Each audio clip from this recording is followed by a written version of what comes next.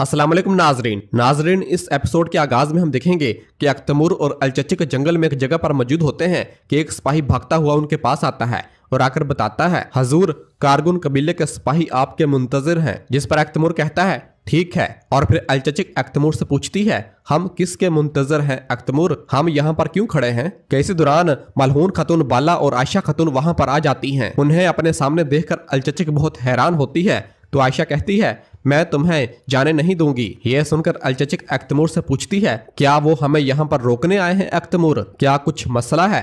जिस पर अख्तमूर हंसता है और फिर तमाम खवातीन उनके पास आ जाती हैं और बहुत खुश नजर आ रही होती हैं। और फिर अख्तमूर कहता है, हम आपके मुंतजर थे। यह सुनकर अलचचिक हैरानो परेशान हो जाती है। और फिर इसी दौरान फ्लैशबैक सीन दिखाया जाता है जब अख्तमूर खुफिया तौर पर उस्मान साहब से मिला था और कहा था, हजूर मैं आपकी मर्जी के मुताबिक पोस्ट पर बैठ गया हूँ। तो उस्मान साहब ने कहा था, ए वल्ला भतीजे, ए वल्ला। और फिर अख्तमूर ने कहा था, लेकिन आपने मुझे दीवान से निकाल दिया, वो समझते हैं कि हम दुश्मन हैं। तो उस्मान साहब कहते हैं, उन्हें सोचने दो, इन्हें सोचने दो ताकि दुश्मन तुम तक न पहुंच सकें। वालिदा सुल्तान और दीगर जो छुपे दुश्मन हैं तुम तक आ सकते हैं। तो अख्तमूर कहता है, ए वल्ला हजूर, मेरा अगला फर्ज क्या है। तो उस्मान साहब ने कहा था, तुम्हारा अगला फर्ज मार मरजक है। और मार मरजक का नक्शा अख्तमूर को दिया था और कहा था कि तुम मार मरजक हासिल करोगे। नाइमान ने सुना होगा कि तुमने मुझे धोखा दिया है, वो सोचेगा कि मैं अब अकेला हूँ। जब मैं इसके साथ जंग शुरू करूंगा तो मार मराजक बगैर दफा के रह जाएगा और वो हमारे हमले की तवक्को नहीं करेंगे। और वो नक्शा अख्तमूर को देते हुए कहा था, बेटा इस पोस्ट के मालिक के खून के लिए जिस पर तुम बैठे हो, औकतम साहब के लिए ये करो। तो अख्तमूर ने कहा था, जो हुक्म हजूर, कारगुन के सिपाही इसका इंतजार कर रहे हैं। तो उस्मान साहब कहते, अल्लाह हमारे साथ है, फतह हमारी है, सुकून से जाओ बेटा। और फिर इस मंजर के बाद बाला खातून बाजियान से कहती है, बाजियान चलो। और फिर कुछ खवातीन अख्तमूर के सामने मंगोल सिपाहियों का लिबास रख देती हैं जो कि बड़ी तादाद में होते हैं। और फिर बाला बताती है, उस्मान साहब ने सलाम भेजा है अख्तमूर। तो अख्तमूर कहता, वालेकुम सलाम। और फिर बाला बताती है, ये तुम्हारे लिए नौकरों का लिबास है। और फिर आयशा अख्तमूर से कहती है, तो बताओ मुझे अख्तमूर साहब, तुमने अपने चचा से बात की, ये हमें क्यों नहीं बताया। यह सुनकर अख्तमूर हंसता है और कहता है, ये फर्ज है अम्मा, इसके बारे में मायूस ना हूँ, चचा के अलावा कोई नहीं जानता। और फिर अलचचिक कहती है, यानी उस्मान साहब जानते थे कि तुम पोस्ट पर बैठने जा रहे हो। तो अख्तमूर हाँ में इशारा करता है। और फिर अलचचिक कहती है, लेकिन मुझे ये समझ नहीं आ रही, तुमने ये सब क्यों तैयार किया। तो अख्तमूर कहता है, मेरे चचा को इस मिहान पर भरोसा नहीं है, मौका मिलने पर वो हमारी पीठ में छुरा घोंप देगी। यह सुनकर अलचचिक कहती है, वालिदा सुल्तान मौका मिलते ही मेरी अम्मा और तुम्हें इस्तेमाल करना चाहेगी। तो अख्तमूर कहता है, डरो मत अलचचिक। अलचचिक कहती, हरगिज नहीं, आपने ठीक सोचा। और फिर अख्तमूर कहता है, अब नाइमा, इसे नहीं लगता कि हम किले पर हमला करेंगे, इसको एहतियाती तदाबीर अख्तियार नहीं करनी चाहिए, जब आखिरी दस्ता बाहर आएगा हम अंदर जाएंगे। और फिर मलहून कहती है, फिर हम पोशीदा रास्तों का इस्तेमाल करेंगे। तो अख्तमूर कहता है, अलचचिक रास्ता जानती है, वो आपको रास्ता दिखाएगी। तो बाला कहती है, माशाल्लाह, बहू को ऐसा होना चाहिए, है ना। और फिर अख्तमूर से कहती है, फिक्र ना करो, हम तुम्हारा राज फाश नहीं करेंगे, हम जाकर चुपके से मिल जाएंगे, ना ही कारगुन कबीले के सिपाही ना कोई और हमें देखेगा, इससे आप अपना राज उस्मान साहब के पास रख सकते हैं। जिस पर अख्तमूर कहता है, लेकिन मोहतात रहना, जब हम अंदर जाएंगे और इशारा देंगे तो आप हमला करेंगी। तो मलहून कहती है, ठीक है, चलो गजा मुबारक हो। और फिर बाला भी कहती है, चलो बाजियान, चलो बेटी तुम भी आ जाओ। तो अलचचिक कहती है, जो आपका हुक्म बाजी खातून। और फिर तमाम खवातीन वहां से खुफिया रास्ते के जरिए मार मरजक किले के अंदर दाखिल होने के लिए रवाना हो जाती हैं।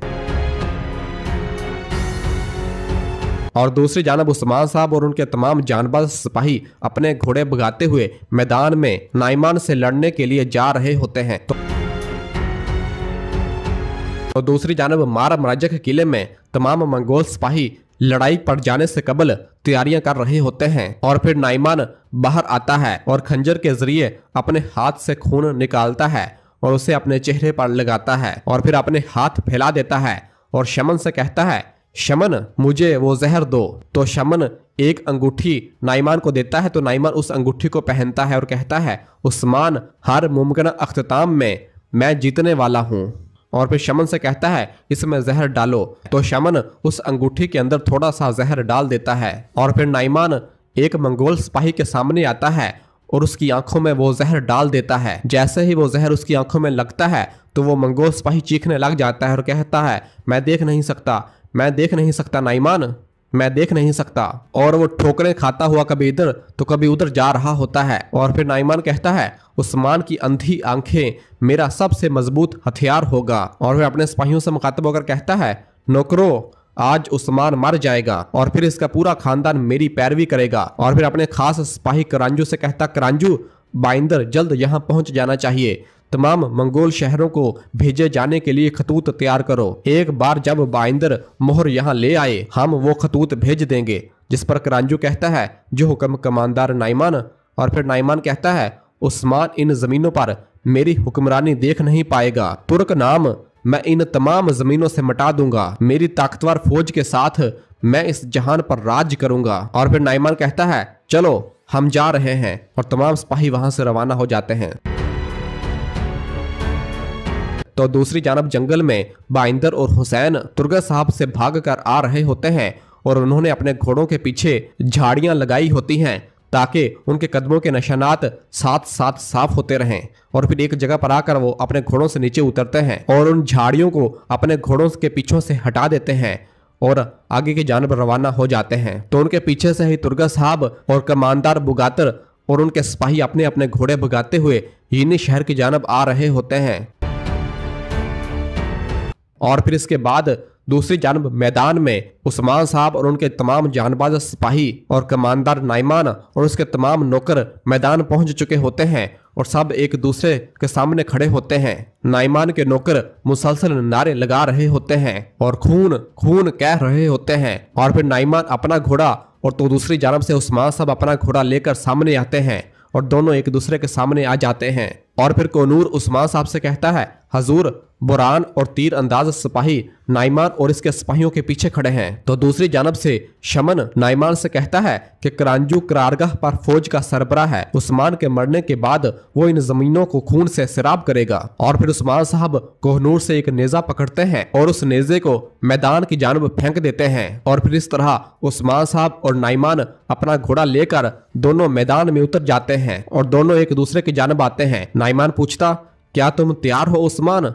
तो उस्मान साहब कहते हैं, मैं तैयार हूं, मैं एक अरसे से इस वक्त का इंतजार कर रहा था। इस पर नाइमान पूछता, क्या तुमने अपने सरदारान को हुक्म दिया जब तुम मरोगे तो वो मेरे सामने आकर घुटने टेकेंगे? जिस पर उस्मान साहब जवाबन कहते हैं, जब तुमने कहा वो हो गया तो वो सब ऐसा ही करेंगे, लेकिन जब मैं तुम्हारा सर उतारूंगा मुझे बताओ, क्या तुम्हारे नौकर ये जमीनें छोड़ देंगे? जिस पर नाइमान कहता है, तुम्हारे लिए मुझे शिकस्त देना नामुमकिन है, लेकिन अगर तुम ऐसा कर सकते हो तो वो यहाँ से चले जाएंगे। इस पर उस्मान साहब कहते हैं, वो चले जाएंगे हैं, चले जाएंगे, लेकिन वो जिन्हें तुम माहर नौकर कहते हो मेरे सिपाहियों के सामने टिक ना पाएंगे। ये सुनकर नाइमान कहता है, मेरे पीछे जो नौकर हैं सालों से सड़क पर हैं। मेरे नौकर मैदानों में पैदा हुए, सहराओं में जले, वो झीलों में नहाए गए और जंगों में मरे, वो मजबूत हो गए। तुम लोहे की तरह मजबूत नहीं हो। जिस पर उस्मान साहब कहते हैं, जिन नौकरों को तुम मजबूत कहते हो हमसे कई बार शिकस्त खा चुके हैं, फिक्र ना करो, मेरे सिपाही हमेशा तुम्हारे नौकरों को शिकस्त देंगे। जिस पर नाइमान कहता है, फिर तुम्हारे सिपाही और मेरे नौकर पहले लड़ेंगे, हमारे सामने मैदान को आग लगनी चाहिए, 3 सिपाही भेजो। इस पर उस्मान साहब कहते हैं, ये क्या है? क्या तुम मौत से डरते हो? तुम खुद क्यों नहीं लड़ रहे? इस पर नाइमान कहता है, मैं अपने नौकरों को तुम्हारे सिपाहियों को तबाह करते देखना चाहता हूँ। यह सुनकर उस्मान साहब कहते हैं, ए वल्ला, ठीक है। और फिर उस्मान साहब और नाइमान वापस अपने अपने सिपाहियों की जानब रवाना होते हैं। तो दूसरी जानब से दूर से खड़ी इस्मिहान खातून जलाली और उनके सिपाही चुपके से ये सब देख रहे होते हैं। जलाली इस्मिहान से कहता, वालदा सुल्तान, मुझे माफ कर दें, लेकिन सुल्तान अलाउद्दीन ने उस्मान साहब के साथ हलीफ होने पर रजामंदी जाहिर की है, हम मैदान जंग में क्यों नहीं हैं? जिस पर इस्मिहान कहती है, यही मसला है जलाली, मैंने सोचा कि उस्मान ने खुलूसे दिल से हमारी मदद की और मेरी हिफाजत की, लेकिन वो हमेशा अपने खुफिया इकदाम की मंसूबाबंदी करता है, हमेशा इसका कोई ना कोई खुफिया मकसद होता है। पहले उन्होंने सुल्तान का सहारा लिया, फिर गजन खान को खत लिखा, लेकिन मैं इस्तेमाल नहीं हुई जलाली, मैं इस्तेमाल करती हूँ। अब से इन जमीनों में सबसे कीमती शख्स भी मेरे लिए एक आले के बगैर कुछ नहीं होगा। और इसी जगह पर एपिसोड खत्म करते हैं। मिलते हैं बहुत जल्द अगली एपिसोड के साथ। वीडियो को लाइक कर दें और जिन दोस्तों ने अभी तक चैनल सब्सक्राइब नहीं किया उनसे गुजारिश है चैनल सब्सक्राइब कर दें और बेल आइकन यानी घंटी वाले निशान को भी प्रेस कर दें ताकि आने वाले एपिसोड्स आपको आसानी मिल सकें। दुआओं में याद रखें। अल्लाह हाफिज।